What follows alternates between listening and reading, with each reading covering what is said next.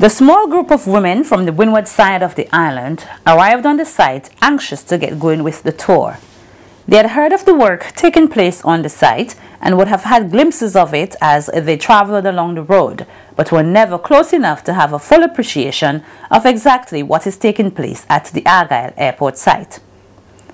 Without much ado, production assistant Crystal Bacchus was given the opportunity to talk the visitors through the first kilometer of the site.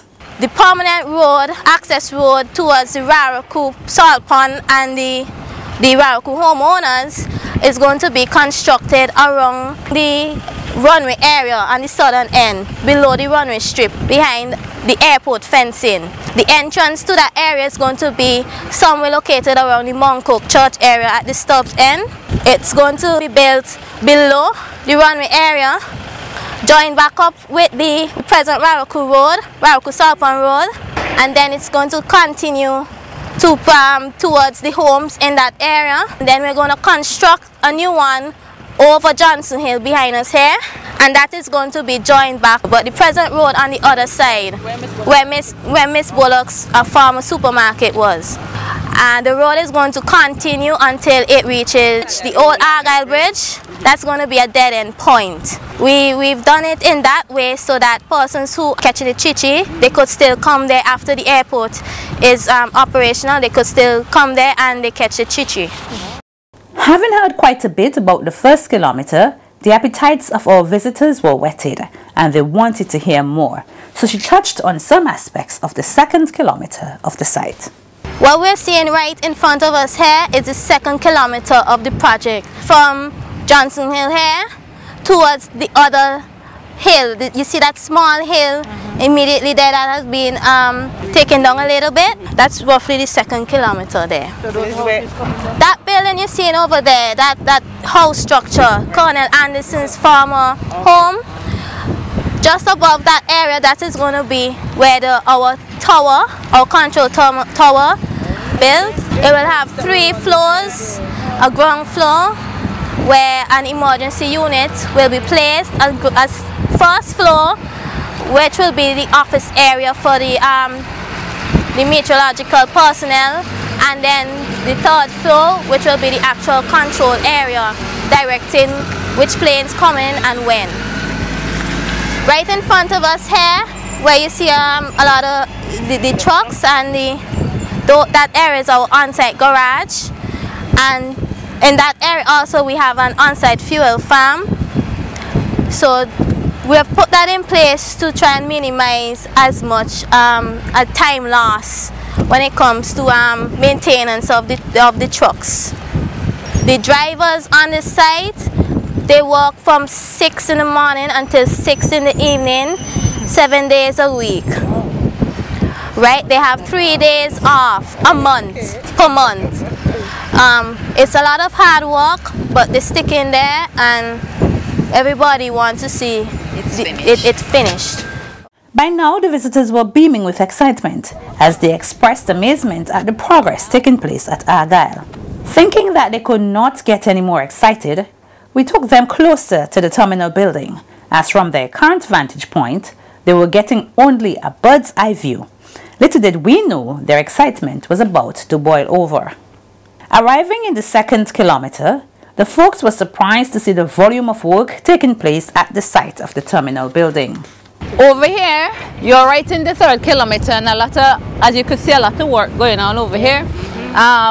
We have actually started work on the terminal building here, and over there, like I was mentioning before, we have the warehouse and the mechanical workshop.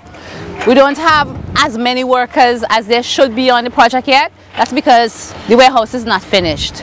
So you can't store material, and if you don't have material, you can't do as much work as you want to do. So once the warehouse is finished and they have the material in, they'll be hiring more people to come. So you'll see a lot more people here by later this year, early next year, you'll see a lot more people on this side of the fence.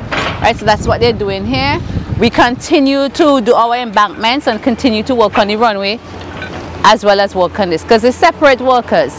You have the Cubans and the Vincentians over there doing their thing, and the Taiwanese doing their thing over here with Vincentian workers. So it's 2 different sets of people working alongside each other to help the process along.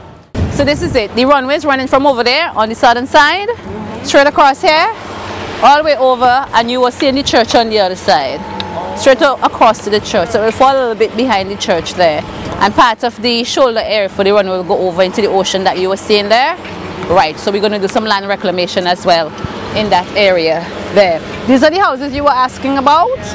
So they're not in the runway path, so therefore they are not an obstruction to anything. The runway, if you notice, the center line, we go in that way and the houses are up here. The terminal building is here, so they're not being affected in any way, except maybe when we start flying and the noise. And then they'll get used to it like everything else, and it will be like nothing to them. Right, so that's what we are doing there.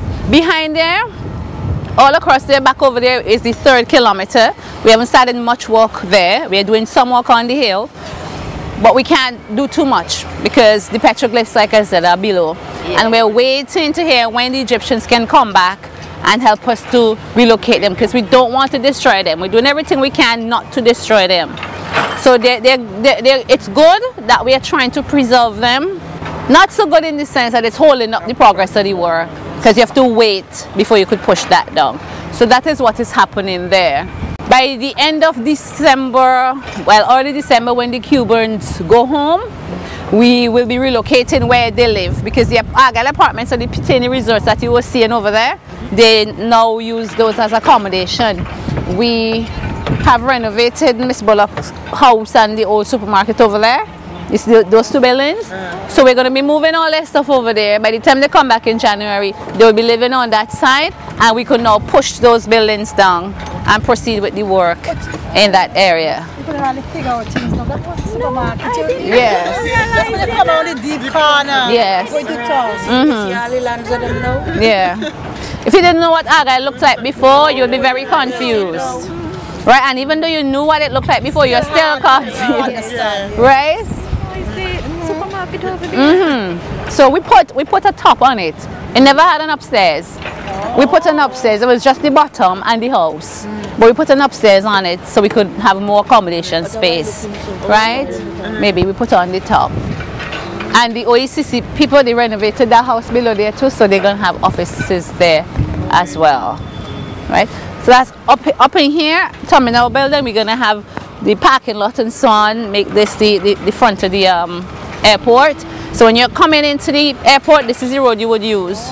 Yes, this would be the entrance and the exit for the passenger terminal. So we're going to widen this road, develop it, so you come in here and you exit there. In front of here will be another road coming down, right? Going straight out across by that, you see that house there?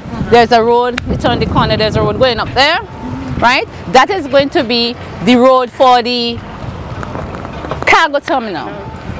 We are separating passengers from cargo, but the road would link here. But the cargo people would use that road in and out. But if for some reason there is some obstruction on any one of the roads, you could always use the alternative route, right? And get into there. So that's what we are doing, both roads. The major challenge we would have next day would be the Yambo River, because we have to span that river. That means we have to cover the parts of it that will be flowing under the runway, and hopefully sometime early mid next year we should be doing that, because we are looking to get all of the earthworks, the runway, everything completed by mid 2013 to the end of 2013. Following this, the visitors had some questions of their own. Over there, where you have the culvert, are you going to go much higher than where the culvert is? You're just going to make it slope as much? It's going to slope, but we have about another 8 feet to go up. Yeah. Okay. So it's going to have a slight slope. Okay. Which means the above the culvert will be another 8 feet. No, you notice we have the culvert is there already, but you notice the platform in front, the culvert is a little low. So we are bringing that up, cover over the culvert, and you will have a slight slope. So we have to bring that up. So over at Johnson, so you say that where the line is, the top is going to come down to where the line is? No, all that where the line is, all that soil will come down. I think after that... Filling up that bit in front there? No, they're removing all of that soil in front there. They're removing that. Just now that road will be removed. Okay. Yeah, right now we're making another bypass road. You see where Christy showed you the soil lab? There is a bypass road that we are constructing behind there. So that you will use that road to go to work rather than this. All of that will come down soon. All of that going to come down. We will do some... That greenery over there is going to be touched? No, we are leaving that. All that stays. We're just concentrating on in front here. Because you can't destroy the entire natural environment. So we're leaving all of that. So that hill behind there where they used to do the kite flying would stay. But they will not be able to do any more kite flying. Because kites are a natural obstacle to aircraft operating. Yeah. Having had their questions answered, they took the opportunity to share with us their feelings about the project. Well, I think you all is doing a good job, a real good job, and I did not expect this reach so far. And by the blessing of good God, it will go further. I sure the airport would finish. And as I always says, don't care how small it is I have to donate it to this airport. I will, and I always says to my people in England, don't care how small it is, they have to send it for me. Even though it ain't coming, send it down and I'll pass it on. Because I want to see this airport finish, that their children can come and see where the family come from. So I would just pleased to see this airport finish, and God bless you all. Well, we know this is the biggest project ever to happen in St. Vincent and the Grenadines, and we know it's going to be really worth it when it's finished. So we are looking forward, I am looking forward very much for the completion of this airport. I have not made a contribution as yet, but no matter how small it is, I will make a contribution. Even though it's a $1, I will make a contribution because I want to know that when this airport is finished, I have contributed to it. Well, I am happy for this airport. And a long time, when passing this area and I look across it, I didn't see any work doing. But I visit here now, and I can see the site and I see the wonderful work that is going on here. And I'm very happy for what is going on. And I am praying that God will give Mr. Gonsalve good health and strength to complete this airport, because I want to land down on this place here. And I don't have money, but I am praying that I will get a little dollar, even though 1 cent, I can put it here to donate to this airport. So I thank God. I thank God for this opportunity that I can be here today. Miss Bork invited me here, that I can be here. Passing the street, and I can't see nothing, but I'm here today. Well, it's a pleasure for me to be here this morning, and to stand here and look at the work going on. It really sends chills to my body, just to experience the work. I'm very happy for this project, that when I look at my little country, St. Vincent will be improving. I'm really happy, and I just want to encourage you to continue doing the good work that you are doing. And I pray that God will provide the finance that you need to complete this project. I am very happy to be a Vincentian. When I look at this project, I am a happy Vincentian. And I will just encourage you to continue to do the good work and to keep educating the people about what is going on here. You know, every day I pass along and I look and you see a glimpse of what is happening. But today, it is truly a pleasure to be on spot to see the mammoth task that is being undertaken by the government.